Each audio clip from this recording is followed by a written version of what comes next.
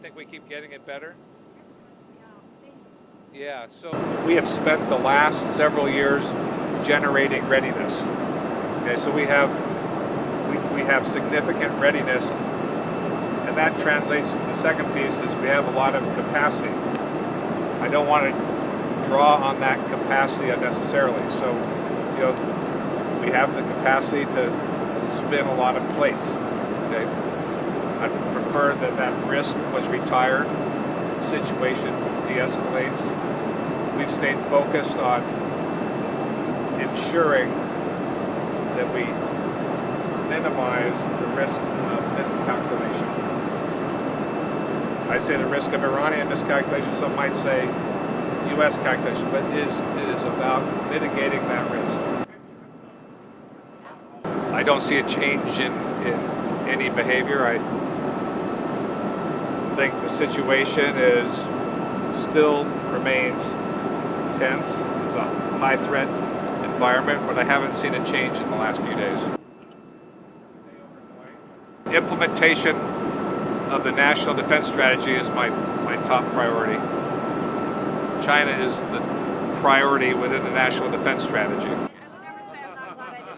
I know. I do spend quite a bit of time on China, part of our portfolio, and the Russian part of the portfolio. This is where I'm extremely disciplined about that part of managing my time and the department's time. So I have this strong view that leadership casts a long shadow. So if I spend an appropriate amount of time, others will too, and I create a lot of the forums that draw people into doing that. And if you don't have the discipline, you won't be able to do because this is work that requires years. The situation in the Middle East will consume time, and there are other places like North Korea that'll consume time.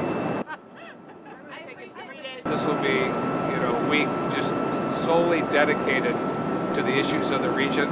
But to me, it's more about the listening and being able to hear from the allies and partners, kind of the nuance, in their voice, the nuance of the issues. It's, for me, extremely educational.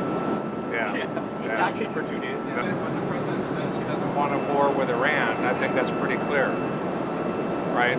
I mean, I don't think anyone wants a war with Iran. I don't think you'll find people in the national security apparatus who wants a war with Iran. Nobody wants a war. The president's very clear. Not even the national security advisor? Nobody wants a war. Is this your second time officially on the... And we can have very candid discussions around intellectual property theft or militarization of the South China Sea, or pick a whole host of subjects. And I think that's the value of having these dialogues. The trade runs a separate track, and they'll solve that. It's too important not to solve, but those are difficult negotiations. But I don't believe they'll spill over into our dialogue and discussions on defense. Yeah. They just keep bringing me work.